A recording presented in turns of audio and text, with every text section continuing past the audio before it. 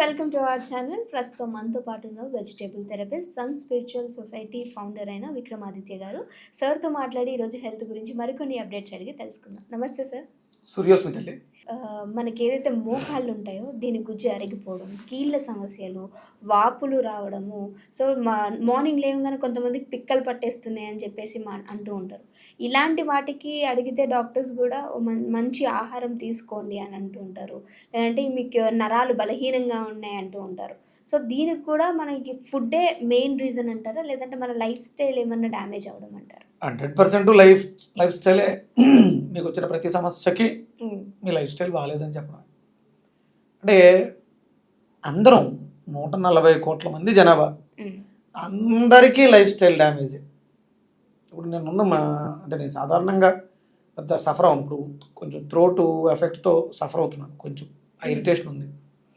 నేను ఉదయం 10 గంటల నుంచి, నిన్నే ఊరు నుంచి వచ్చాను. నేను ఉదయం 10 గంటల నుంచి ఈవినింగ్ 6 వరకు మొత్తం 4-5 ఛానల్స్, 4-5 ఇంటర్వ్యూస్, ఈ లోపల మధ్యలో పేషెంట్స్, ఇవన్నీ మాట్లాడి భోజనం చేయకుండా టీ కాఫీలు తాగేస్తూ తిరిగేసాం.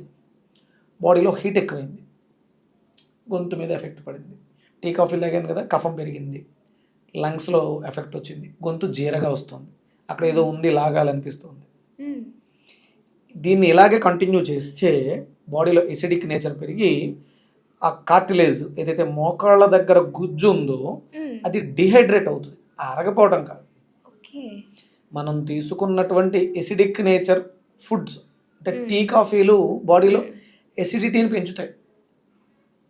అది పెరిగి మోకాళ్ళని డ్యామేజ్ చేసేంత స్థితికి వెళ్తుంది. అది అంటే మోకాళ్ళు ఇబ్బందిగా ఉన్నాయంటే వాళ్ళు యాసిడ్స్ ఫుడ్స్, మసాలాలు ఎక్కువ తినకూడని పదార్థాలు, ఎక్కువ ప్రాసెస్ అంటే వేపుళ్ళు, ఇగురు కూరలు ఇలాంటి తినే అలవాటు ఎక్కువ ఉండడం, అసలు ఆల్కలైన్ ఫుడ్ వాళ్ళ జీవితంలో లేకపోవడం ప్రధాన కారణం. అంటే ఫ్రూట్ తినరు అసలు, వాళ్ళు రాగా దేన్ని తినలేరు.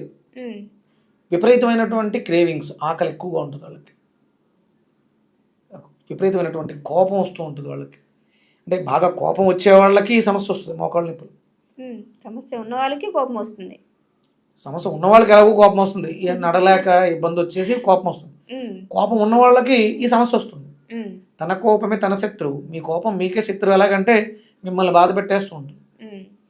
అంటే మనం ఏదైనా నొప్పి, పెయిన్ అనుభవిస్తున్నాం అంటే దానికి కారణం కర్మ, మనం చేసేటువంటి పని. భోజనం తినడం కూడా ఒక పని, అది సత్కర్మ అయితే నీకు సుఖం ఇస్తుంది. మంచి భోజనం చేసామమ్మా, మంచి భోజనం, ఆకుకూరలతో మంచి అన్నాన్ని పెట్టుకొని, నెయ్యి వేసుకొని, శుభ్రంగా మంచి కారపొడి భోజనం చేస్తే సుఖం ఎలా వస్తుంది? మంచి నిద్ర వస్తుంది. శుభ్రంగా వెళ్ళి ఆ ఎడం చేతి వైపు తిరిగి పడుకుంటే 1 గంట అద్భుతమైనటువంటి ఆ ప్రపంచమే వేరు, ఎంత తృప్తిగా ఉంటుంది. విపరీతమైనటువంటి కారాలు మసాలాలతో ఉన్నటువంటి బిర్యానీలు తిని అప్పుడు నిద్ర వస్తుంది, కానీ కడుపులో గడబడిగా ఉంటుంది. ఇక్కడ ప్రశాంతత ఉంటుంది, అక్కడ గందరగోళం ఉంటుంది, లైట్గా ఉంటుంది. ఎసిడిక్ నేచర్ ఫుడ్సే మీకు మోకాళ్ళ నొప్పులు రావడానికి కానీ మీ బాడీలో ఎక్కడైనా ప్రాబ్లమ్స్ రావడానికి. నేను ఇంతకు ముందు ఎపిసోడ్లో మాట్లాడుకున్నాం మనం. హై ప్రోటీన్ మీకు అంత పని లేదు, ప్రోటీన్ తినే అర్హత లేదు మీకు. పని లేని వాళ్ళకి ప్రోటీన్ తినే అర్హత లేదు. ఇప్పుడు నీ జాబే ఉందమ్మా, నీకు ప్రోటీన్ ఎక్కువ అవసరంలా. నీదంతా మైండ్ గేమ్, నీదంతా వాయిస్ మీద ఉంటుంది. ఏసీ రూమ్లో కూర్చుని యాంకర్ చేయటమే. అప్పుడు నీకు శారీరక శ్రమ లేదు.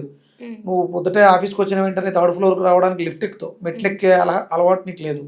నీకు ప్రోటీన్ తినాల్సిన అవసరం లేదు. మరి బాడీకి ప్రోటీన్ అవసరం అంటారు కదా సార్. ఇదేనమ్మా, ఈ పిచ్చిలోనే ఉన్నారు జనం అందరూ. Protein, carbohydrates, fats. నువ్వు పుట్టినప్పుడు మీ అమ్మ నీకు ఏమి ఇచ్చింది? ప్రోటీన్కి మిల్క్. ఏమున్నాయి అందులో? కాల్షియం అంటారు, బట్ తల్లి పాలలో పోషకాలు ఉంటాయి. అవును, పోషకాలతో ప్రోటీన్ తాను తయారు చేసుకుని నిన్ను తయారు చేసింది. ప్రోటీన్తో నువ్వు తయారవ్వాలా. ప్రోటీన్ తయారీకి కావలసిన పోషకాలన్నీ ఉన్నాయి, అందులో ఫ్యాట్స్ ఉన్నాయి, ప్రోటీన్ ఉంది, నీ ఎముకల పెరుగుదలకు కాల్షియం ఉంది, తల్లిపాలలో ఇవన్నీ పోషకాలు ఉన్నాయి, ప్రోటీన్ కాదు. డెలివరీ అంటే ప్రెగ్నెంట్గా ఉన్నప్పుడు ఈ డాక్టర్లు అందరూ చెప్తున్నారు కాబట్టి ఇప్పుడు మీట్ మీట్ మీట్ అని దాని వెనకాల పడ్డారు. డెలివరీ అయిన వెంటనే ఎందుకు మీట్ పెట్టరు? వెంటనే ఆవిడకి డెలివరీ అయింది కదా, డెలివరీ అయిన వెంటనే ఎందుకు నాన్ వెజ్ పెట్టరు? తెలియదు సార్. అది అరగదు. అప్పటి వరకు సిస్టమ్ పునరుత్పత్తి వ్యవస్థ మీద దృష్టి పెట్టి ఒక బేబీని తయారు చేసింది. మీట్ జల్దీ అరగదు, ఇండైజేషన్ ప్రాబ్లం వస్తుంది. అవును.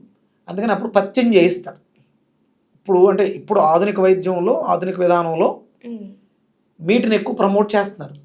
పూర్వం రోజుల్లో ఒక తల్లి గర్భాన్ని దాల్చింది అంటే వాళ్ళకంతా కూడా ఎక్కువ నెయ్యితోటే ప్రాసెస్ ఉండేది.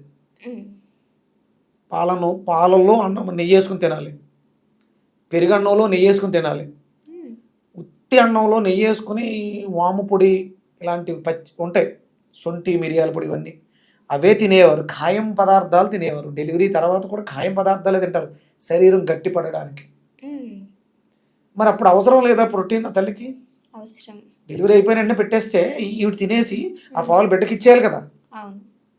9వ రోజు స్నానం అయ్యేంత వరకు నాన్ వెజ్ పెట్టరు.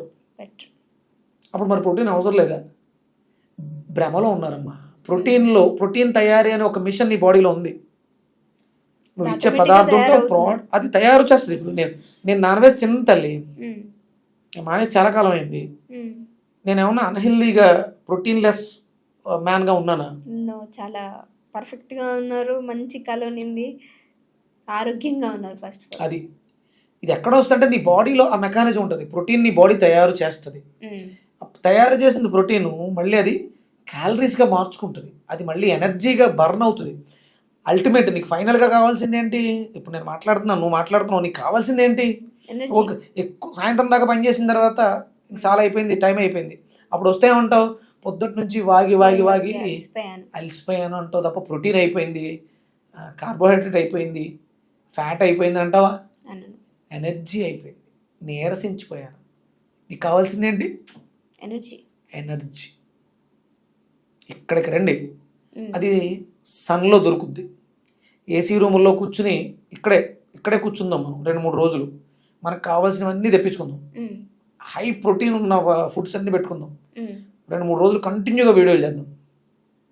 చేయగలమా?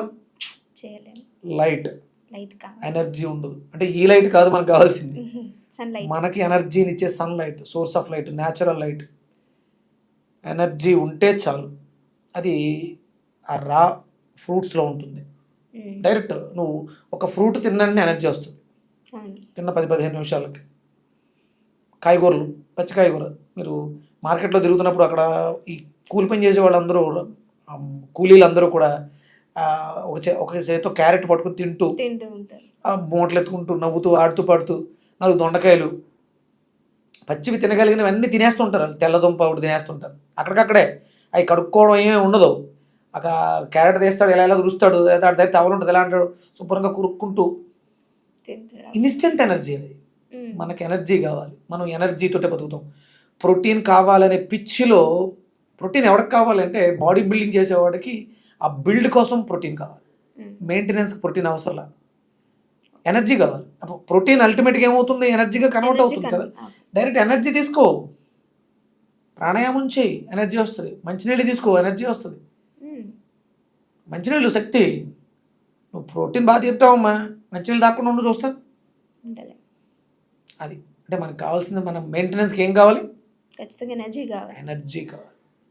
ఎనర్జీ నెంబర్ ఆఫ్ సోర్సెస్లో దొరుకుతుంది మనకి. మీకు ఎంత ఎనర్జీస్ ఎన్ని రకాలు ఉన్నా ఇది సన్ ఎనర్జీతో కలిస్తే తప్ప మనకు ఉపయోగపడదు. మళ్ళీ న్యాచురల్ ఎనర్జీ అన్నమాట. అందుకని ఈ మాంసాహారాలు అవి పక్కన పెట్టి న్యాచురల్గా వండనివి, ప్రాసెస్ చేయని, కుకింగ్ ప్రాసెస్ చేయని పదార్థాలు ఎక్కువ తీసుకోవాలి. 70%, ఒక 30% ప్రాసెస్ ఫుడ్స్ తీసుకుంటే హ్యూమన్స్గా ఉన్నాం కాబట్టి. మీ వర్కౌట్స్ని బట్టి, మీ పనిని బట్టి మీరు తీసుకునే ఆ ఫుడ్ డెన్సిటీ, అంటే కుకింగ్ ఎంత ఉండాలి, ఉండాలి, అంటే ప్రోటీన్ తయారీకి కావలసిన ఫుడ్స్ ఏమున్నాయి? ప్రోటీన్ తయారీకి కావాల్సినవి దాల్స్. ఉమ్. మీకు కందిపప్పు కూడా ఎఫెక్ట్ అయిపోద్ది. కందిపప్పు. మీకు కందిపప్పు కూడా ఎఫెక్ట్. అది మీకు లివర్ మీద ప్రెజర్ ఇచ్చేస్తుంది. పెసరపప్పు, మినప్పప్పు మీకు ఏం పని చేయవు. ఎందుకు అంటే మీకు లైట్ వర్క్, బ్రెయిన్ వర్క్. అవును. మీరు కూర్చుని చేసే పనమ్మా, మీరేం శ్రమ పడరు. అవును. తట్టల ముట్టలు మోయరుగా, ఉహు. మిట్లెక్కి పైకి రారుగా. ఉహు. అదే మీకు కందిపప్పు కూడా ఎఫెక్ట్. మీకు కందిపప్పు సాంబార్ తిన్న రోజు, పప్పు తిన్న రోజు స్టమక్ బ్లోటింగ్ ఉంటుంది, గ్యాస్ వస్తుంది, అవును. ఇండైజెషన్ ప్రాబ్లమ్ వస్తుంది. నేను చెప్పేస్తాను కదా, మీ లార్జ్ ఇంటెస్టెన్స్లో ఇబ్బంది ఉంది, మీ లివర్లో ఎఫెక్ట్, మీ లివర్ మీద ప్రెజర్ ఉంది, ఉమ్. మీరు ఆల్రెడీ సఫర్ అవుతూ ఉంటారు, నాకు తెలుసు అది. ఓకే. అంటే మనిషి చేసే పనిని బట్టి మన బాడీలో ఉండే ఆర్గన్స్ ఏవి దెబ్బతిన్నాయని చెప్పొచ్చు. చెప్పచ్చు. నాకు మీ ఫేస్ చూస్తుంటే నాకు అంటే నాది old version, Vedic ancient Indian version. Okay. మొహం చూసి, చేతులు చూసి, మనిషిని చూసి వాళ్ళకున్న ప్రాబ్లమ్స్ ఏంటో చెప్దాం. బ్లడ్ టెస్ట్లు, రిపోర్ట్లు, స్కానింగ్లు, ఎక్స్రేలు కాదు మాది, అలా అనమాట. ఓకే. అంటే మనం తినే ఫుడ్ బాగాలేదు కాబట్టి ఇవన్నీ వస్తాయి. Okay. Thank you so much sir, మంచి ఇన్ఫర్మేషన్ ఇచ్చారు. సూర్యస్మిత.